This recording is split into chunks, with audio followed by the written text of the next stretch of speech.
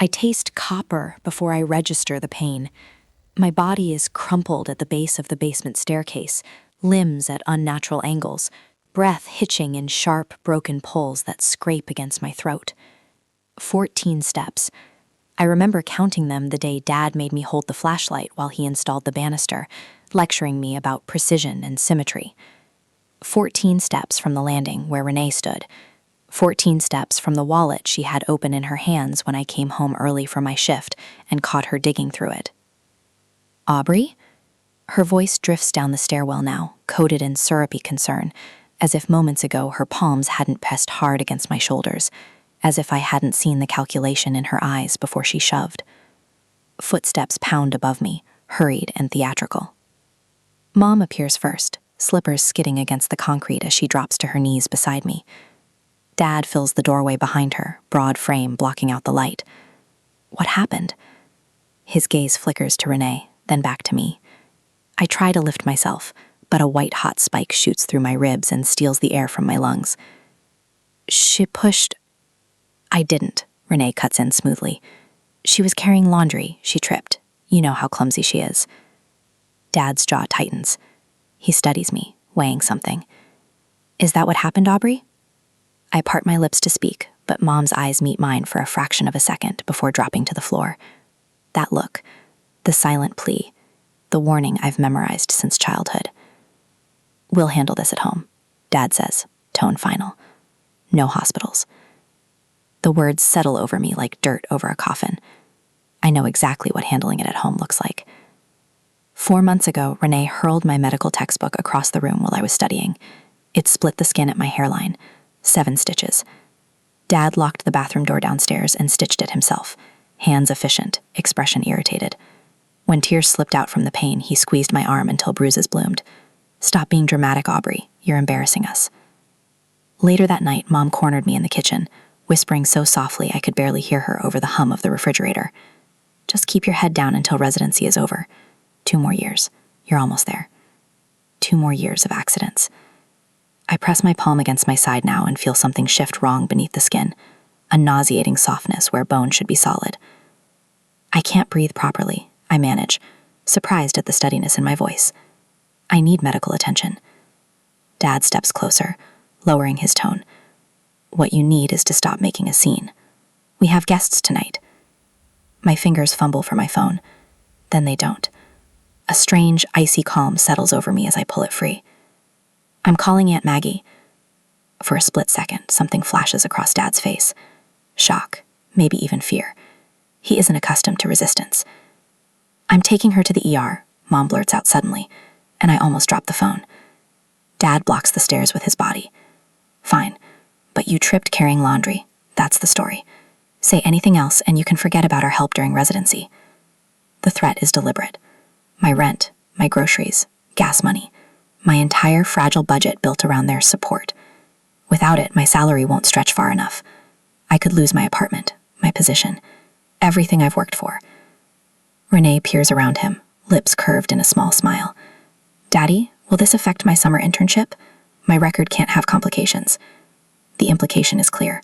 Her future matters. Mine is expendable. Mom helps me upright. The room tilts violently. As they guide me up the stairs, Dad's grip on my elbow feels less like assistance and more like a clamp. I swallow blood and begin rehearsing the lie. But something inside me has shifted, snapped loose like one of my ribs. This time is different. I know exactly what happened. And someday, so will everyone else. 20 minutes later in the emergency room, Dr. Fletcher's fingers hover inches above the deep purple bruises spreading across my side. These are shaped like hands, Aubrey, not impact marks from stairs. I stare at the ceiling, counting the perforations in the tiles. 14 across, 14 down. I cling to the symmetry as she photographs each mark. 4 broken ribs, a hairline fracture in your left wrist, and older injuries. She gestures to the illuminated x-rays. See these healed fractures? Different stages of recovery. This isn't new. Tears slide silently into my hair. I need to ask you directly, she says, voice gentle but unwavering. Did someone push you? When I nod, the admission feels seismic. I am required to report suspected abuse, she continues, pen moving steadily. Security will remain outside your room. The word abuse hangs heavy. Too big, then suddenly too small. My family will be here soon, I whisper. So will I, she replies, squeezing my hand. When they arrive, Dad takes command immediately, positioning himself beside my bed like a general surveying damage. Mom fusses with flowers she brought from home, hands trembling. Renee leans against the window, examining her manicure. Dr. Fletcher stands firm at the foot of the bed. These injuries are not consistent with a fall, she states calmly. The bruising indicates forceful contact from another person. Dad's expression freezes. Are you accusing someone in this family? I'm stating medical facts. X-rays reveal multiple prior fractures, she continues. This suggests a pattern. This is ridiculous, Dad says quietly, dangerously. I sit on this hospital's board. I've funded entire wings here. You may want to reconsider the implications of what you're saying. Dr. Fletcher doesn't waver. My responsibility is to my patient. Aubrey has always been accident-prone, Mom interjects weakly. Renee gives a short laugh. Maybe if something did happen, she earned it. Being perfect all the time is exhausting for the rest of us. Silence floods the room. Dr. Fletcher writes something down. You just implicated yourself. My father steps forward. She did no such thing. This conversation is finished. He turns to me. Aubrey, false accusations could destroy your career. No hospital wants a doctor who fabricates abuse claims. And without our financial assistance, you'll be on the street. The message lands cleanly. Dr. Fletcher clears her throat. Untreated trauma like this can cause lasting lung damage, chronic pain, nerve impairment. Consequences don't disappear because they're inconvenient. A knock interrupts. Detective Carla Monroe enters, badge catching the light. I need to speak with Aubrey alone. Security escorts my family out despite Dad's protests. Detective Monroe sits beside me and waits. She doesn't rush. She listens as I recount everything. Today, the textbook, the falls. For the first time, no one questions my version. The relief hurts. 6 weeks later, after discharge, after filing suit, after returning to the hospital with ribs still aching, I received the email at 5:43 a.m. An emergency board meeting. Review of concerning diagnostic overreach. My father's name sits prominently at the top. Dr. Fletcher approaches, fury tight in her expression. I'm sorry, I say. This isn't your fault, she corrects. This is retaliation. But whispers trail me through hallways now. Nurses lower their voices. Colleagues glance away. That afternoon, my residency director summons me. He doesn't invite me to sit. Your parents have expressed concerns about your mental stability, a history of exaggeration. Renee's precision is unmistakable. Perhaps a temporary leave would be wise, he suggests. A leave implies guilt, I respond. I'm not unstable. I'm injured. He exhales. Politics complicate things. The board controls funding. My phone vibrates again. Another voicemail from Mom. I listen to her sobbing accusation that I'm tearing the family apart while I limp to my car. In the following days, apartment hunting with fractured ribs becomes its own form of punishment. Every flight of stairs burns. Every doorway I step through sends a tremor through my side. Landlords eye my modest resident salary with skepticism. Independence is expensive. Safety is expensive. Truth is expensive. The cheapest place I can find costs twice what I've budgeted. Without my parents' help, my resident salary stretches tissue paper thin across rent, utilities, and the sudden expenses of starting over. At night, I curl around my pain in a motel room that smells of industrial cleaner and cigarettes. The front desk clerk eyed my bruises with knowing sympathy when I paid for the week in cash. Leaving somebody, honey? She'd asked. I'd nodded, the truth of it settling into my bones. I am leaving somebody, the version of myself that believed family loyalty required my silence. The sideways glances from colleagues grow more obvious each day. Whispered conversations halt when I approach. Dr. Travers, who usually seeks my help with difficult IV placements, suddenly manages fine without me. Someone left a pamphlet about mental health services in my locker, the word delusions circled in red pen. I begin carrying a small notebook, documenting every interaction with precise times and witnesses. My phone fills with saved voicemails, mother's tearful manipulations, father's thinly veiled threats. During a meeting where the chief resident distributes new schedules, I position my phone to record when he accidentally assigns me 6 consecutive overnight shifts. Administrative error, he claims when I question it. His eyes slide toward the door where my father often enters for his morning rounds. I'd like that corrected, please, I say, holding his gaze until he looks away first. Back in the locker room, my hands shake so badly I can't work the combination lock. The adrenaline crash leaves me lightheaded, leaning against the cool metal. When I finally get the door open, a paper bag sits on my folded scrubs. Inside, a still warm coffee and a sandwich wrapped in wax paper. A sticky note in Dr. Fletcher's handwriting reads, "Some days we just need to be reminded we're not fighting alone. Your courage matters." I eat slowly, savoring each bite. The first food in days that doesn't taste like fear. The hospital chapel remains empty most afternoons. I sit in the back row, finding strange comfort in its silence after my shift ends.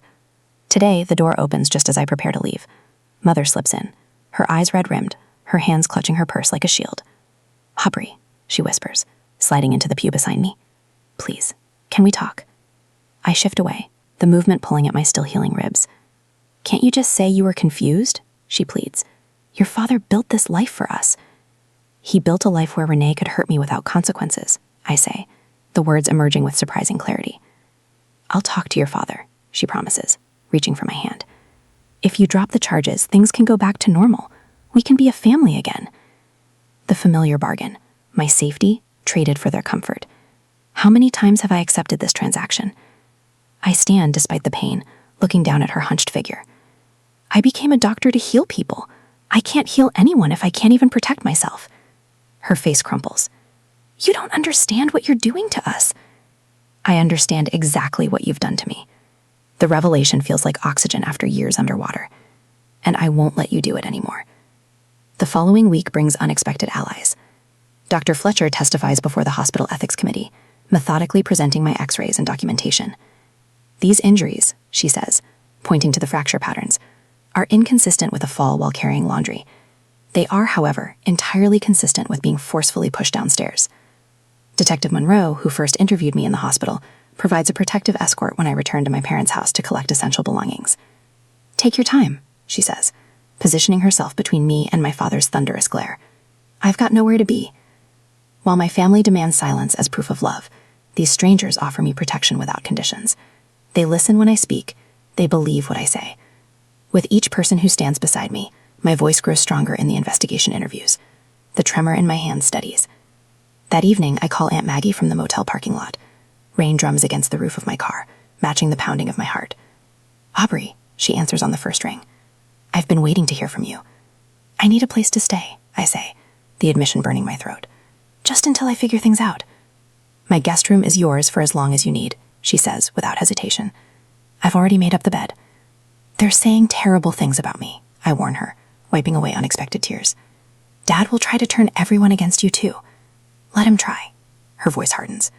"I've been documenting their accidents for years, sweetheart. Your father might be surprised by what I've kept." 40 minutes later, I stand on Aunt Maggie's front porch, a single suitcase at my feet, rain soaking through my jacket. The door opens before I can knock, warm light spilling out around her familiar silhouette. "Come in," she says, reaching for both my hands. "You're home now." Next day, the kitchen table at Aunt Maggie's transforms into our war room. Medical records fan across the oak surface as I organize them by date, photographs of injuries paired with hospital reports. Maggie's meticulous notes about my accidents over the years fill a 3-ring binder. Dates, times, explanations my parents gave her, and her observations. "You've been documenting all this time?" I ask, flipping through pages spanning back to my high school years. Maggie's lips form a tight line. "I tried reporting it once.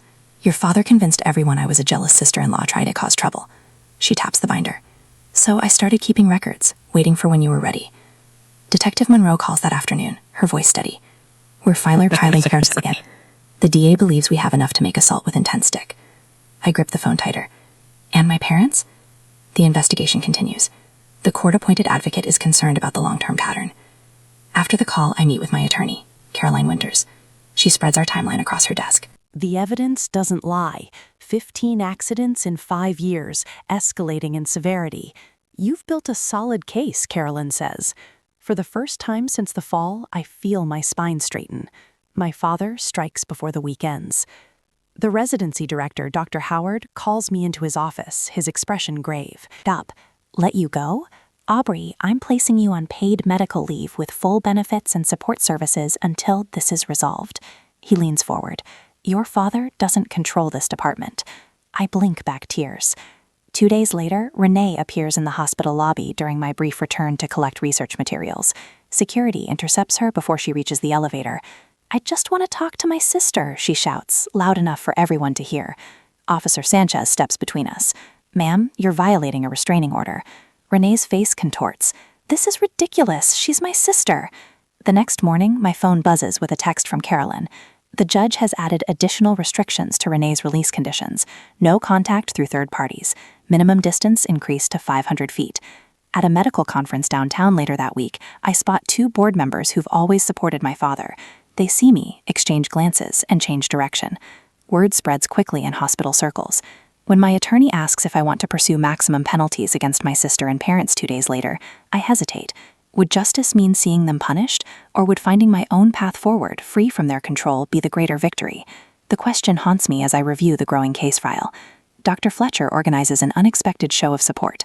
10 colleagues from different departments signed sworn statements about my professional conduct, character, and the injuries they've noticed over time. We've seen the bruises you tried to hide, Dr. Fletcher says quietly. The makeup covering that black eye last winter didn't fool anyone. Aunt Maggie reveals her documentation to the prosecutor, who calls it exactly the pattern evidence we needed. The timeline grows more damning, 23 incidents over 8 years, each one dismissed, minimized, or hidden. My phone fills with messages from fellow residents. Whatever shifts you need covered, I'm there. We believe you. Take all the time you need. The hospital board meets in an emergency session a week later. Father's attempts to leverage his position against me triggers an ethics investigation into abuse at authority. He's temporarily removed from committee assignments pending review. At Sunday brunch with Maggie, my phone lights up with my mother's number, but I decline. Your father's colleagues won't look him in the eye anymore, Maggie says, watching me debate answering. Nancy Miller canceled their dinner plans last night, first time in 15 years. The call goes to voicemail. 10 minutes later, Maggie's phone rings instead. She answers, her expression shifting from surprise to concern. Elizabeth, calm down. Yes, she's here. No, I don't think that's a good idea right now. She glances at me. We all make mistakes, Liz. Some just have bigger consequences. After she hangs up, Maggie reaches for my hand. Your mother's crying, says she might have made mistakes. I stare out the window, 30 years of mistakes. The court date arrives next week. I'll face them all together. Father, mother, Renee, for the first time since that day at the bottom of the stairs. The thought sends ice through my veins, but when I check my reflection, I notice something different. The woman staring back stands taller, shoulders squared instead of hunched. Her eyes hold steady. I think of Dr. Fletcher, Detective Monroe, Carolyn, the residents who've rallied around me, and Aunt Maggie, the family I chose instead of the one I was born into. For the first time in my life, I'm not standing alone. A day before the courtroom hearing, my parents demand a meeting in the hospital, which I attend. The conference room feels too small, the air stale with tension. My father sits across from me, his posture military straight, while my mother fusses with her pearl necklace, fingers trembling slightly as she adjusts it for the 5th time. Through the glass walls, I watch attorneys mill about in the hallway, their voices a distant hum. We want to resolve this before it goes any further, Father says, his professional tone almost convincing. He slides a manila folder toward me, a settlement offer. I don't reach for it. Weeks ago, I would have lunged for this lifeline. Now, I let it sit between us like the trap I know it is. Your residency tuition paid in full, plus a modest stipend, he continues, tapping the folder with his manicured fingernail, enough to secure an apartment near the hospital. Mother leans forward, her perfume washing over me. We're family, Aubrey. Family matters should stay private. Private, the word tastes bitter, like my medical records you accessed without permission. Father's jaw tightens. I have connections at that hospital you seem to forget about. One phone call about your emotional instability during your residency evaluation next month could. Richard, Mother whispers, placing her hand on his arm. He shrugs her off. Aubrey needs to understand what's at stake. I understand perfectly. The weight of his threat hangs in the air. My career, my future, everything I've worked for, balanced on the edge of his influence. But something has changed since I walked down those basement stairs. Something broke loose when my ribs did. I reach into my bag, movements deliberate, unhurried. The manila envelope I pull out matches theirs in every way, except for the contents. I slide it across the polished table. What's this? Father asks, not bothering to open it. Letters of support from the hospital administration. I keep my voice level as I watch his expression shift. The ethics committee cleared me of any professional concerns last week. They found your attempts to access my records and pressure my colleagues particularly interesting. Mother's hand flies to her mouth. Aubrey, you didn't. I also have this. I place a second letter beside the first. The medical director has offered me a research position after my residency, fully funded. Fully funded, Father's fingers curl into fists. The vein in his temple pulses as he scans the letterhead, the signatures. I recognize the moment reality sets in. He's lost control of the narrative. I don't need your money, I say, standing slowly. I never needed your approval. My voice doesn't shake, my hands remain steady. The realization hits me like a physical sensation. I'm no longer afraid of them. Father rises, looming over the table. You're making a terrible mistake. No, I say, I'm finally correcting one. Mother begins to cry, silent tears tracking through her foundation. Not for me, for the consequences finally catching up to them. I walk toward the door, my footsteps echoing on the marble floor. Aubrey, please, she calls after me. I don't look back. The next day, the courtroom feels cavernous compared to the conference room. Light streams through tall windows, illuminating dust motes that dance in the air. I sit at the plaintiff's table, Aunt Maggie on one side, Dr. Fletcher on the other. Their presence steadies me more than the chair beneath me. Across the aisle, Renee stares at her hands. Father whispers urgently to their attorney. Mother looks anywhere but at me. When the judge calls me to testify, my legs carry me forward without hesitation. The oath feels solemn and right on my lips. I've spent my life healing others. Today, I begin healing myself. I speak clearly as I describe the pattern of abuse, the textbook incident that required 7 stitches, the falls that somehow always happened when Renee was angry, the broken fingers from kitchen accidents during med school finals. Dr. Fletcher's medical documentation appears on screens throughout the courtroom. X-rays of my ribs, photographs of finger-shaped bruises, healed fractures that tell their own silent story. "Why are you pursuing this case, Dr. Callahan?" the prosecutor asks. I look directly at my family for the first time. I'm here because doctors protect people who can't protect themselves, including me. Clussed, Renee crumples forward, her shoulders shaking. When presented with time-stamped text messages showing her intent before shoving me, she breaks down completely. "She was always so perfect," she sobs. "Dad always compared me to her. I just wanted her to fail at something for once." Father stands abruptly. "This is absurd. My daughter is clearly—" "Mr. Callahan?" The judge interrupts, voice sharp as a scalpel. "Interrupt these proceedings again, and you'll be held in contempt." Father sinks back into his seat, face flushed with an anger he can no longer freely express. The testimony concludes. The judge's decision comes swiftly. A full protection order against my entire family. Renee faces additional charges for assault. "This court takes an extremely dim view," the judge says, removing her glasses, "of those who use positions of authority to enable abuse, particularly of a family member, Dr. Callahan. Callahan's evidence demonstrates a troubling pattern that this court cannot ignore." The gavel falls with a crack that echoes through the courtroom. It sounds like freedom. Outside, sunshine warms my face.